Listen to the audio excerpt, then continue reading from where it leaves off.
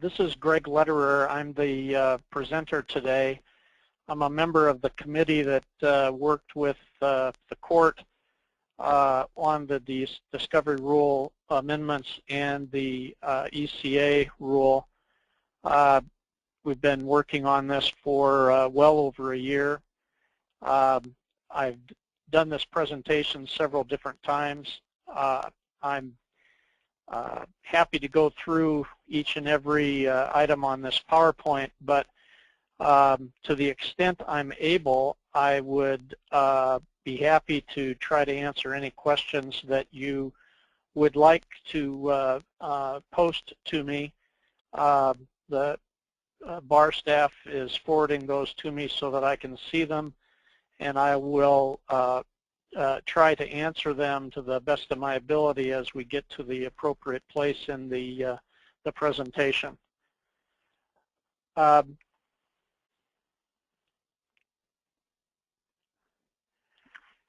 I've said before, you can attend as many of these webinars as you want, but the only way to understand all of the changes that have been affected is to read the rules, and it is the big takeaway. If you've not taken the opportunity to read the rules, I really encourage you to do so, especially with respect to the discovery rule changes.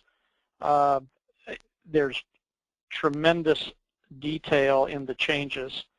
If you have a new rule book, you will see the new version of the rules in your book because they are effective January 1. But it's helpful, at least in my view, to see a red line, and you can see red lines by going to the court's website. Some people have trouble finding this. That's why I made a slide for it. If your scale on your screen is such that you don't see this bottom box that contains these links, make sure you scroll down so that you see it. You can see there's a link for expedited civil actions, and there's a link for discovery rule amendments. Here's the screen that you'll get if you click on the expedited civil actions. And since the last time I did this presentation, we've added a line here, and that's a question and answer link for the expedited civil action rule. It's really, really good. I had nothing to do with it, writing it. I commend it to you. I've used it quite a bit already. But on each of these items, you can see the order adopting the rules. You can see the revised order. You can see the rule itself in red line version. And I encourage you to take advantage of the opportunity to use a red line. Then if you go back to that original file, on the Judicial Branch website and click on Discovery Amendments, this is the screen that you will see. And as again, you can see that we've added a question and answer link for the discovery rules. And it as well is really well done. Effective date, we've had a lot of questions about effective dates. All of the amendments are effective January 1, 2001 for all cases, regardless of when they start or when they started, except for this list. And so the other way to think about this is that for all of these things on the list, the effective date of the amendments is January 1, 2015, meaning that if you start an expedited civil action on January 2 of 2015, the rule change applies. If you start a civil action on January 2, 2015, the disclosure rule applies. If you started a regular civil action on December 31, 2014, the 1.500 on disclosures does not apply.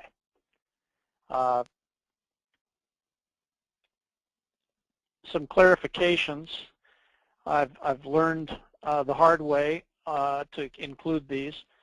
A number of people thought that all of the discovery rule amendments applied just to the ECA action, and ECA does mean expedited civil action, in case you didn't pick up on that. The discovery rule amendments apply to all civil actions, not just the ECA. And the discovery rules themselves apply to the ECA except where the ECA provides specific language to the contrary. In other words, if you have a question about discovery in an ECA case and the ECA rule itself is silent on it, then you can assume that the discovery rule applicable to all general civil cases applies to this ECA. I find this just so encouraging. From January 1 through March 19, there have already been 74 ECAs commenced in Iowa.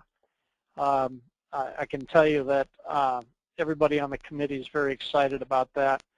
We are looking forward to observing the course of those ECAs, talking to the lawyers who are involved in the ECAs, and finding out where the rough edges are for us. We're really looking forward to that opportunity. And so if you're doing an ECA, keep track of the rough edges, keep track of the problems that you perceive or that you experience so that we can talk with you about them. All right, eligibility for ECA, and let me, while you kind of digest everything that's on that screen, let me take a look at the questions that are pending so far. And I'm going to answer this second question about whether defendants have the opportunity or right to object on this slide. First of all, if you want something other than a money judgment, ECA is not for you. The only relief you can get in an ECA case is a money judgment. It is a $75,000 ceiling kind of case. And what that means is all claims brought by a party cannot exceed $75,000. All claims brought against one party cannot exceed $75,000. That $75,000 includes everything except court costs and post-filing interest, not pre-filing interest, but post-filing interest. The plaintiff gets to control whether or not to opt into the ECA at the time of filing. Once in the case, the plaintiff is bound by that $75,000 limit. If circumstances change substantially, or if a compulsory counterclaim is filed in excess of $75,000, the court has the discretion to remove the case from the ECA. There is no language in the ECA rule that authorizes or really provides support for a defendant to object to being sued in the ECA. We spent a lot of time as a committee on the issue of whether or not defendants should have the right to say, we don't care how much money is involved in terms of limitations. It's the principle of the thing in this case, and so we want to have the full general civil case rules. We concluded that that exception would swallow the rule eventually, and so we have empowered the plaintiff to make this choice at the beginning. I happen to think that we balanced the interests back and forth pretty well, but we'll find out. parties may stipulate into the civil action rule, the expedited civil action rule, and may do so with or without the sealing. Keep in mind that if you're doing that because you've got a trial date that's way out there and you, for some reason, decide that you're willing to get into the expedited civil action rule in order to get an earlier trial date, the 1-year promise that comes within the expedited civil action rule doesn't run from the date your lawsuit started. If you didn't start as an expedited civil action rule, at best you'll get 1 year from the date that you stipulated.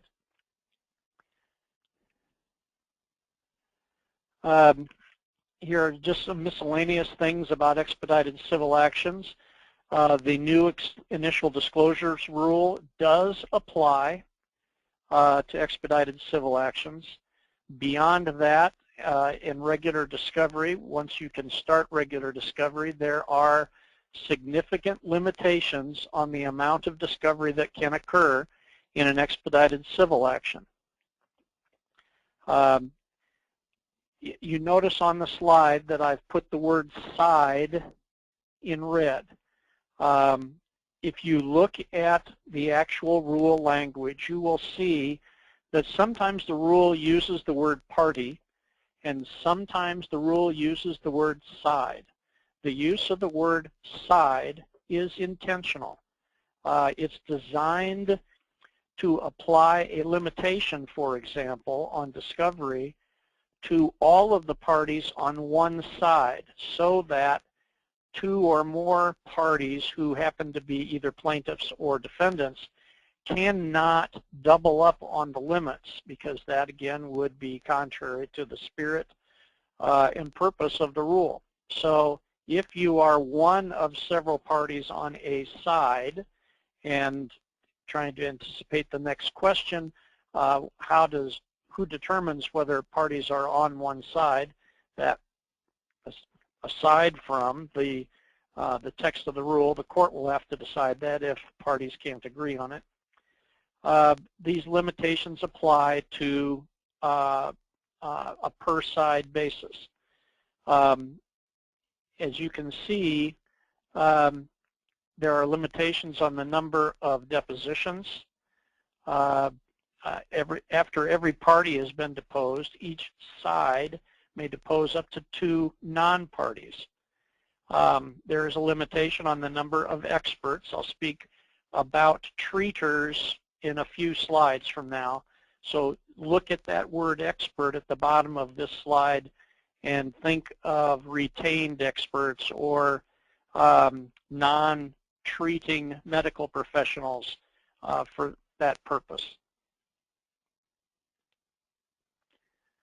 In expedited civil actions, there is restriction on summary judgment motions. Here is the list of the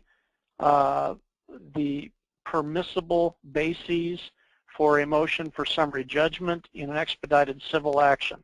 What you won't see in the list is that general kind of summary judgment motion where you say, if I give the plaintiff all of the benefit of the doubt with respect to all of the evidence, there is no cause of action stated. The committee made a conscious decision after long discussion to recommend not including that kind of motion in the expedited civil actions, because our impression was that, again, those kinds of motions would destroy the effectiveness of the expedited civil action. Now, the benefit of the bargain in an expedited civil action, and the reason why most people will select to go into expedited civil action. The rule provides the word must when it says that trial must occur within 1 year. Now, as a practical matter, what that means is that you will get a designated trial week. You may not start at the first of the week. keep in mind that the design of the expedited trials is such that you could start as late as Thursday of your designated trial week and still finish, because the case is only supposed to last for 2 days.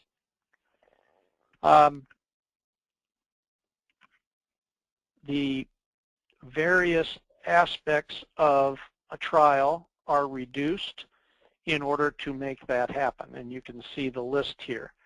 The one that I would talk about a little bit is the joint jury instructions, because none of us are familiar with that concept. The rule provides that the parties on both sides of the V will provide to the court one set of joint jury instructions, and those are due before the trial. Now, that doesn't mean that you have to agree on those jury instructions. What it means is that you shall include the instructions that you do agree on, and where you don't agree, the competing alternatives have to be included in one document to expedite the court's handling of the jury instruction process. Again, the trial has to be completed in 2 days. What that means is that each side is limited to 6 hours, and that's a blanket time limit that you can spend however you want. We spent considerable time debating whether or not to provide you with specific time amount limitations for each aspect of trial. We felt that that was, what's the right term, overmanagement, and we felt that each side should have the opportunity to make their own decisions about how much time to spend on jury selection, how much time to spend on cross-examination, etc. Now, the problem with that is that sooner or later somebody is not going to manage their time effectively, and I'm guessing that'll be sooner rather than later. And you're going to be stuck with having used most or almost all of your 6 hours, and at the time of closing argument you're either out of time or you're drastically limited in time. I don't know what any particular judge will do with that. I know what the rule requires and what the rule provides, and everybody should be fairly warned that the court has the discretion to enforce the 6-hour time limit, and the later you start in the week, the more likely it is that the 6 hours is going to be enforced. The other thing to consider is that even if you start on Tuesday, for example, if a judge is assigned to preside over your 2-day ECA, the court administrator will say, okay, that case is going to take Tuesday and Wednesday, and the court administrator will give that judge a full assignment on Thursday. So that judge is not going to have the opportunity to just excuse your exceeding the 6-hour time limit and let you go into a third day. I see another question here. The question is the maximum claim amount for ECA per party or for all parties you are making a claim against? The $75,000 runs in both directions, first of all. The plaintiff cannot recover more than $75,000, regardless of whether it's one defendant or 1,000 defendants. By the same token, no defendant can be liable for more than $75,000, regardless of the number of plaintiffs. It works in both directions. If that doesn't answer the question, whoever asked that question, please post another one so that I can be sure that we're on the same page with that, because it's an important concept. And it's critical to the operation of the rule. On this new slide, the rule is designed to manage a jury trial, but bench trials are permitted. In other words, if you file in the ECA rule, keep in mind that the jury demand rule applies. You can't, if you don't file your jury demand timely, you're without one. Now, there is a provision in the rule that provides that the court may, if the case is to the court as opposed to a jury, the court has the power to render a verdict based on jury instructions and verdict forms, just as if it was a jury. The point of that is to avoid both the time and the delay that is required when a court, having sat as the finder of fact, has to spend time writing an opinion. So for the ECA cases, the court can simply give you a verdict.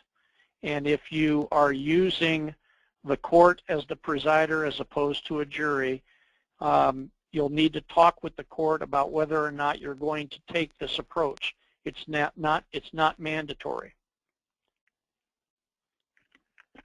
There's a question about one slide ago with respect to who's going to keep track of each party's time. With respect to the chess clock, that's a good question. The rule is silent on that. I suspect that either the court or the person designated by the court who could be the court attendant will be the person who keeps track of the time. But fashioning a rule that's going to be applicable to all 99 counties and all 100 courthouses, we opted not to recommend language on who was going to keep track of the time. One of the important parts of expedited civil actions is this last item on this slide. We spent an awful lot of time talking with other states who had tried to come up with some method of resolving smaller civil cases that were not getting reached or filed because of economics.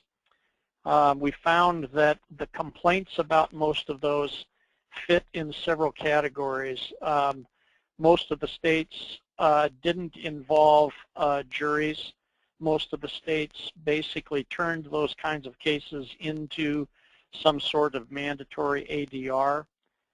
Most of those cases did not provide for a traditional appeal. As a committee, we were all adamant that we avoid those issues. As a consequence, you do have a right to a jury. It'll be a little smaller, but it's still a full-blown jury trial. We provided that your appeal is the same as from any general civil case. And we provided in the rule that there is no court-ordered ADR, either by order or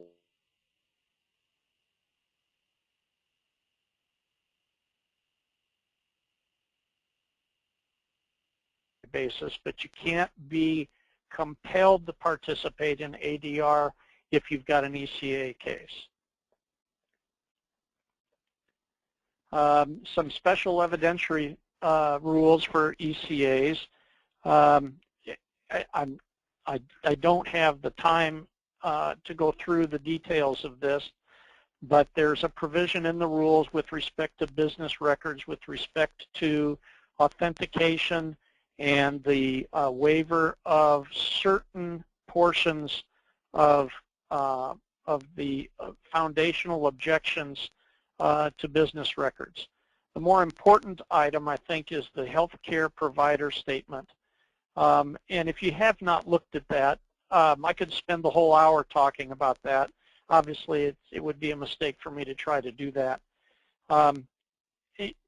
This is the big issue in ECAs when they involve personal injury.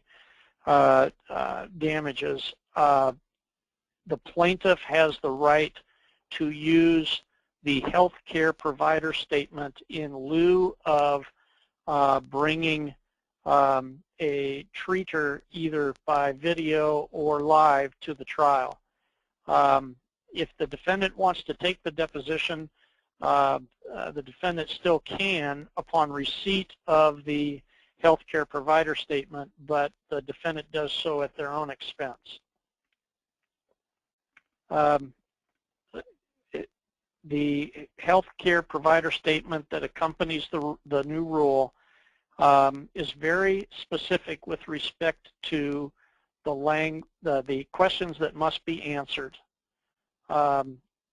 And as this rolls out, one of the problems will be getting the doctors to understand that they actually have to participate in this process, but that if they do, they've saved themselves a bunch of time.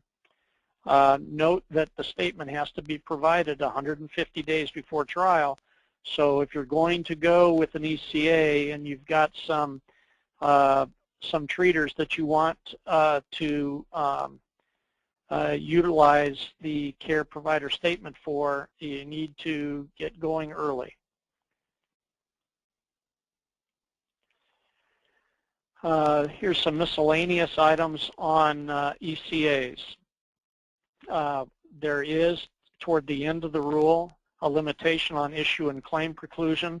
We had concerns that someone could use the ECA to file very quickly in the beginning of the 2-year statute of limitations time slot, start an ECA case on a small claim where there are larger claims existing, go to trial and judgment, and then try to use that result to preclude comparable litigation against the same defendant.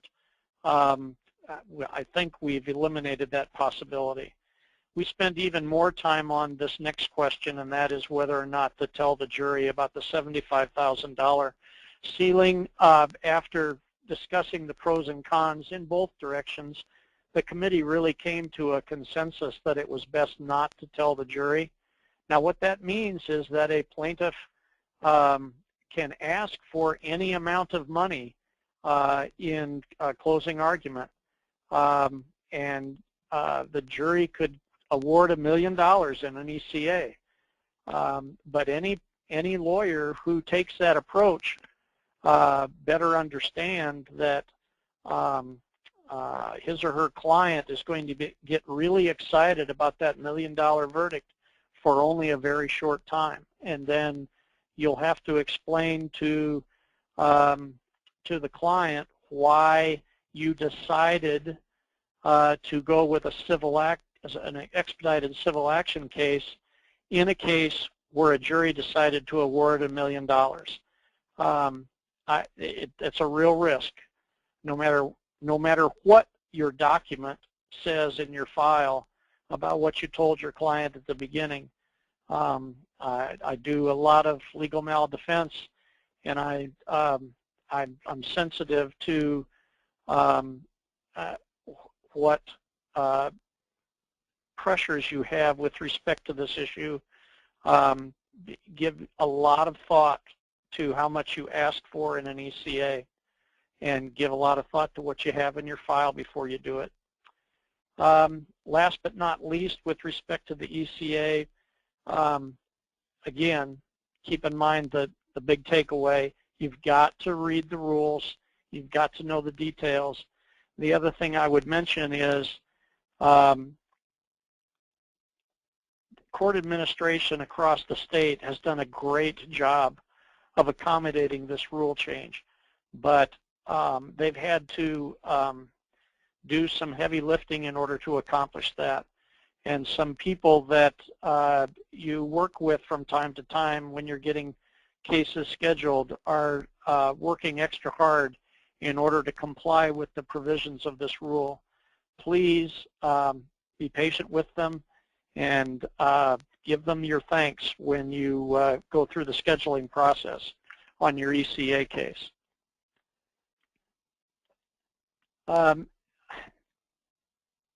This flow chart comes from the PowerPoint that court administration is using across the state to help educate all of our court administration employees on how this will work. I decided to borrow it and got permission to do so so that you could see it, and don't worry about keeping either taking a picture of it or writing all this down. You'll have access to this PowerPoint after today's presentation. But I think this will give you a good idea as to how quickly you have to get ready for an ECA case. And that reminds me, there's a question very early today, and I'm not sure I've answered it yet. The question reads, if a party does not respond to discovery timely, what will be the process by the courts to ensure that the parties will be allowed to complete discovery timely? That's just an excellent question, and my answer is really just hopeful at this point. Any kind of discovery dispute in an ECA is going to have to get resolved very quickly. I'm hopeful that that will put pressure on both sides of a discovery dispute to try to resolve that dispute without going through the motion to compel process. Clearly, the court is going to have to be willing to exercise its enforcement powers in the direction of either the plaintiff or the defendant in order to keep the one-year trial date. But clearly, a party who wants to drag their feet can have an impact on that trial date. And I'm going to be very interested to see how that has resolved in the real world of some ECA cases. Again, that's why I said at the beginning, if you've got an ECA case, please keep track of the rough edges. We're going to want to talk to you. We're going to want to see where the problems are so that we can do our best to make sure that the ECAs can actually make a difference in people's cases under $75,000. Now, moving to the discovery rule amendments. Again, the reminder, these amendments apply to all civil actions, not just the ECA cases. The big picture about these discovery rules is that they really constitute a move toward the federal system with respect to discovery, but there are some important tweaks, and I'm going to try to focus on those tweaks rather than giving you a primer on federal discovery rules. First and foremost, the discovery conference has to be held no later than 21 days after any defendant has answered or appeared. And immediately that should pose a question for you. In a multi-defendant case, it is, given the length of time that you have to serve defendants, it is not only possible, but frankly likely, that discovery conferences will be held before all defendants have answered or appeared. The committee is aware of that. The court's aware of that. Our committee would have liked to have tinkered with the rule on how much time you have to effect notice, but we didn't have jurisdiction for that. My suggestion is that you keep track of the rule activity with respect to that one, because this 21 days is going to be problematic for late arriving defendants, and the court's going to be looking to see if people are using that as a device to the prejudice of defendants. A defendant who does arrive later has the right under the rule to seek a pretrial conference in order to address issues that were decided without that defendant at the discovery conference. The plaintiff is responsible for getting the discovery conference up and running. Within 7 days of the discovery conference, the Form 2 must be filed.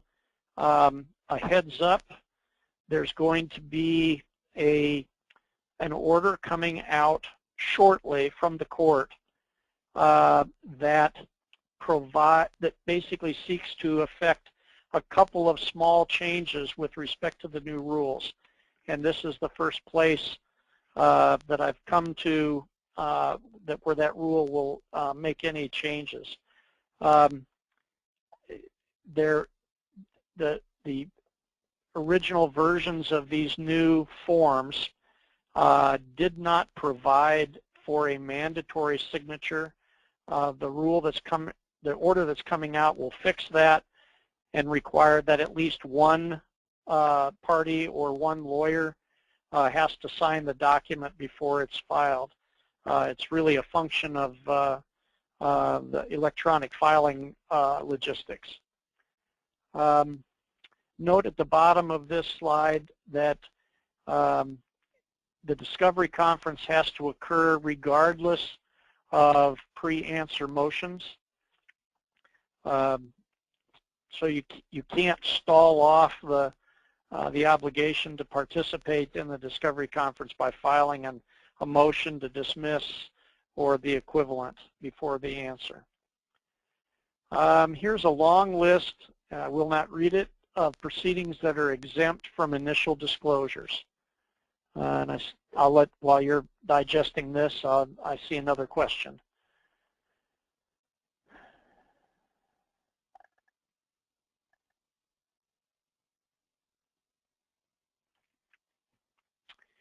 All right, I'm not sure I'm tracking with this question. So you can count 21 days after any defendant has answered or appeared. The answer to that is yes, whichever is earliest, answered or appeared.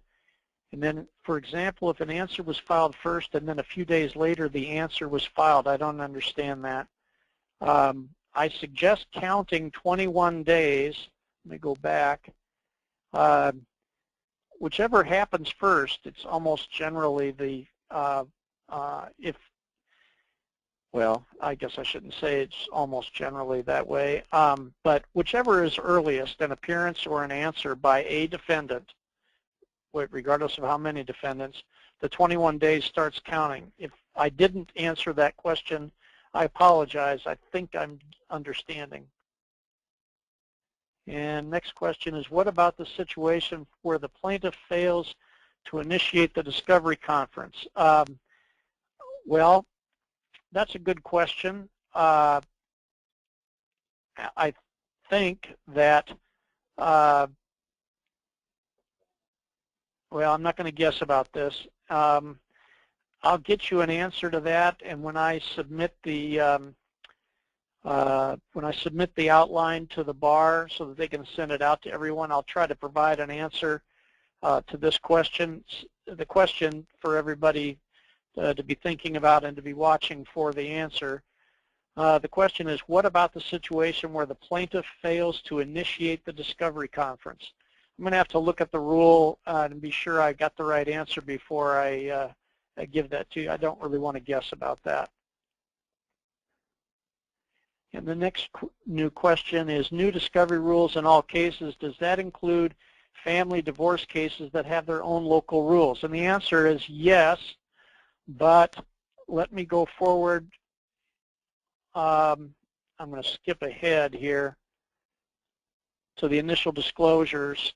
One of the things that this order deals with respect to making some changes, and that rule is going to come out either this week or next week.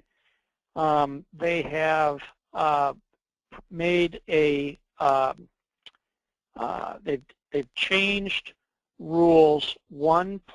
And you might want to write this down, 1.500 sub 1 on initial disclosures, 1.507 sub 1 on timing of the discovery conference, and 1.906 on domestic relations.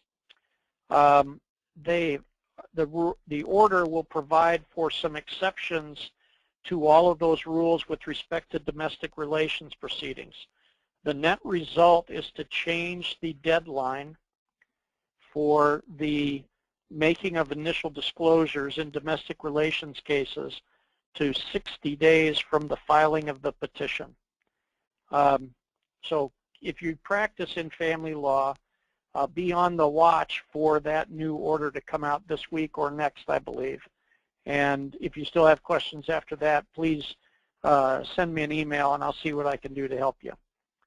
Now let me go back to where I was. And just checking to see if I've answered all the questions. Hang on. Okay. The discovery conference, these are the items that the rule requires the participants in the discovery conference to address.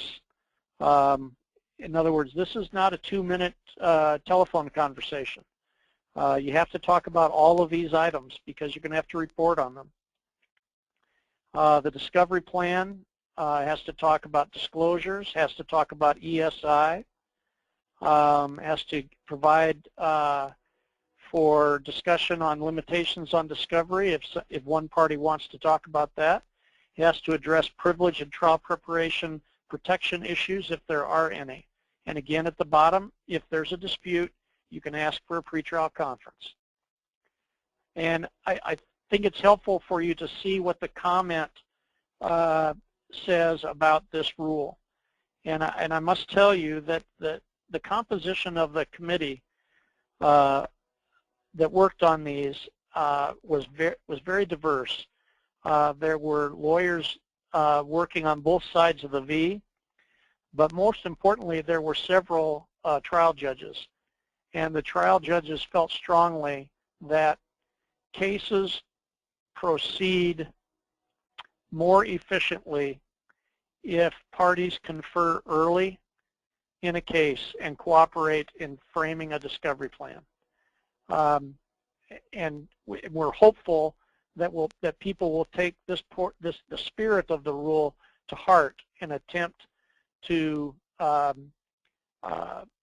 take the discovery conference as an opportunity to make your case less expensive and more efficient.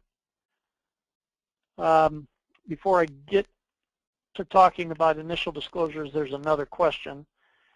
In probate, what kind of contested claims, just monetary claims against the estate, or disputes about who is fiduciary, claims by estate against beneficiaries or third parties? Another good question, a question I'm not prepared to answer. I promise to get you one. Look for it in the email.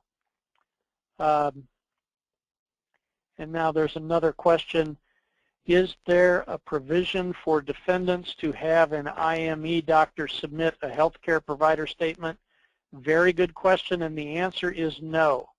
The health provider statement relates strictly to treaters. It does not relate to IMEs. It doesn't relate to IMEs regardless of which side seeks an IME. It relates only to treaters. And if you look at the form for health provider statements, you'll see that it's designed for just treaters. Okay, initial disclosures. Again, I'm trying to talk about just the tweaks from the federal system. Keep in mind that disclosures relate not to everything you have, but what you have that you may use to support your claims or your defenses. Unlike the federal rule, the state rule provides that documents must be provided with the initial disclosures, quote, unless good cause exists for not doing so. Quote, presumably volume and or location would qualify as good cause, but the rule does not say that. Computation of each category of economic damages is different from federal. Also, the declarations page of any insurance is a requirement. Insurance policies and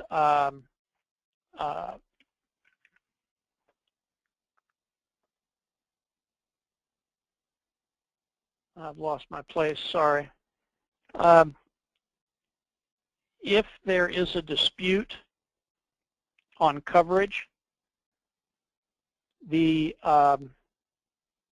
policy and any letters from the insurer to the insured on the subject of coverage have to be produced at the initial disclosures page. Now, that rule does not preclude the redaction of language in those letters that would be, that disclosure of which would be prejudicial on the underlying dispute that results in the lawsuit. But if there is an insurance dispute relating to the action, production of the policy and the reservation of rights letters are due at the initial disclosure stage. I've got some more questions, I apologize.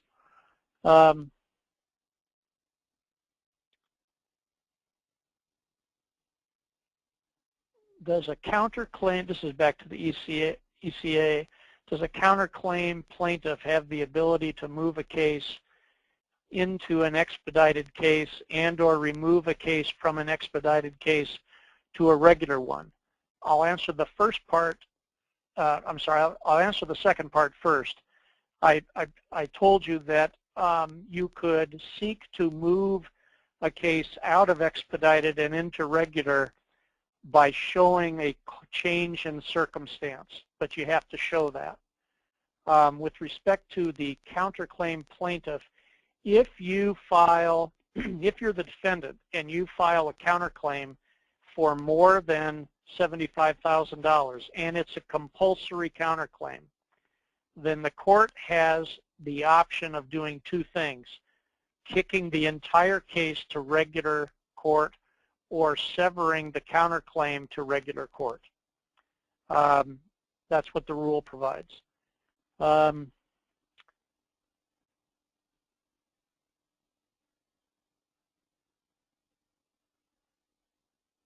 And I'm not sure I understand this question. It may be that I'm not there just yet. I'm going to hold off on that one about disclosure in domestic cases. Then somebody asked what ESI is. That's electronic information like emails and other computer sensitive documents. In other words, what company ABC has on its server, whether ABC is you know, a two-person entity or it's a Fortune 100 entity.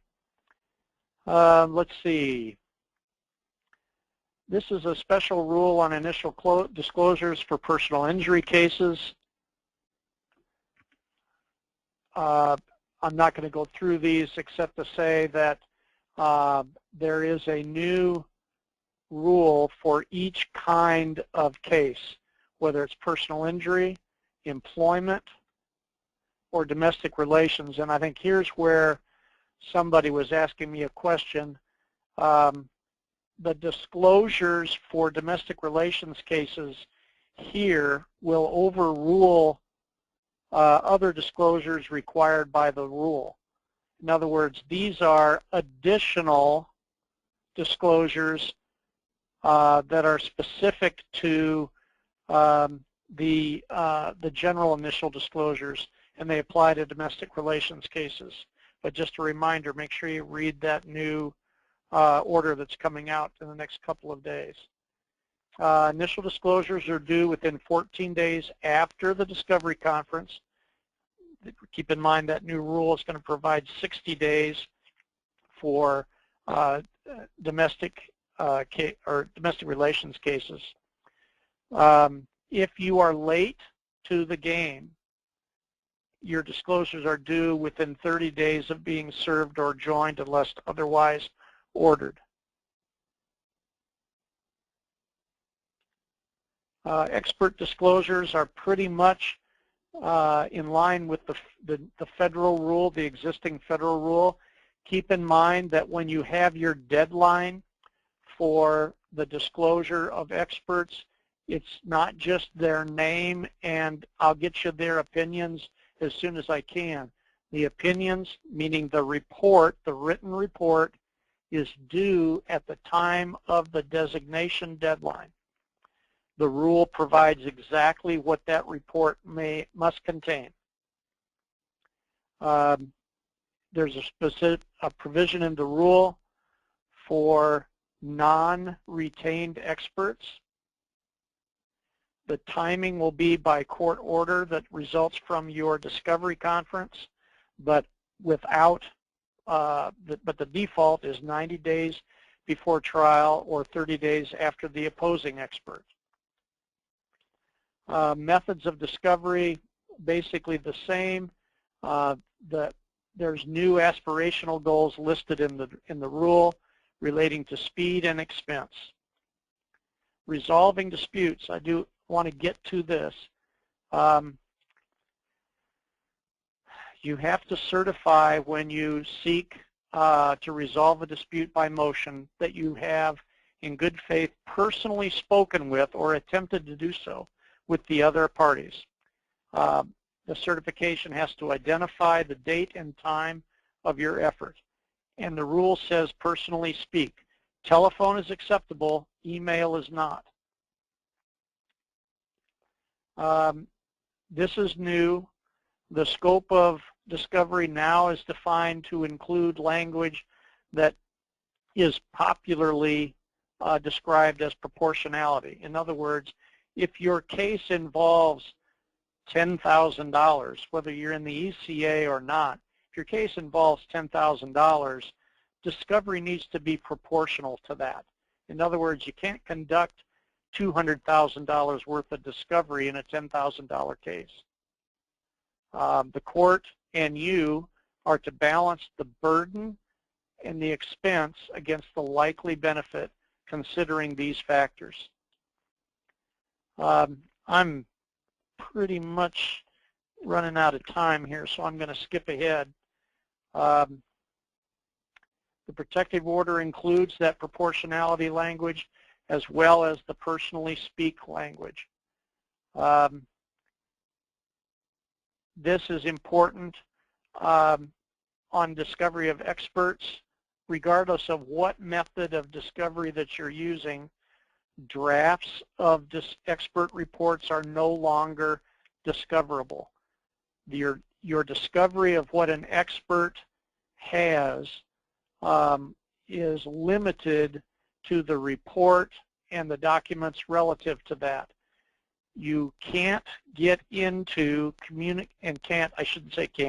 cannot get into communications between hiring counsel and the hired expert with the following exceptions: compensation, facts and data provided to the expert, and assumptions that the expert is being asked to make.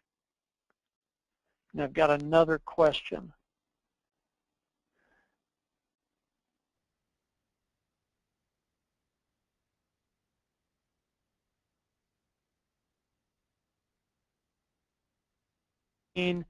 That plaintiff has to provide documents in his or her possession, or will plaintiffs have to go get all of the medical records? The answer is it's what the plaintiff and counsel have to provide all the documents in their possession, whether it's plaintiff or plaintiff's counsel. For purposes of initial disclosures, you do not have to go to all of the doctors to get all of the medical records in advance. The initial disclosures literally require you to provide a signed patient's waiver. No, you don't have to You don't have to do it in advance. Obviously, if you do have medical records, you need to disclose those. I think I'm caught up on questions. Supplementation for discovery is no later than 30 days before trial. This is the red line on the changes that were made to the rule, the existing rule on expert testimony at trial. And I wanted you to see this because I wanted you to see that the scope of trial testimony has to be consistent with and not exceed the fair scope of disclosure as well as deposition testimony. In other words, if you have the plaintiff and I have the defendant, and you give me a disclosure of an expert by providing me with a report, I choose whether or not to take the deposition. If I don't take the deposition, the expert's direct testimony cannot go beyond the fair scope of the disclosures. So that report is really important. Interrogatories, it's all electronic. Objections have to be signed by counsel. If you're going to object, you have to state the extent to which the interrogatory is not being answered. Same thing with respect to request for production. Motions to compel, you again have to comply with the effort or the certification provision. The rule now provides that the court can grant motions to compel without a hearing if there is no timely resistance. Here is the current list of consequences from the failure to make discovery, including initial disclosures and expert disclosures and pretrial disclosures. And I'm really close to running out of time. Question, if the defendant has filed a pre-answer motion to dismiss for lack of personal jurisdiction, is it still mandatory that the discovery conference be scheduled prior to resolution of the motion to dismiss? The answer under the rule is yes. My suggestion is that if you feel good about your motion to dismiss for lack of personal jurisdiction, that you file a motion seeking to delay the discovery conference when you file your pre-answer motion.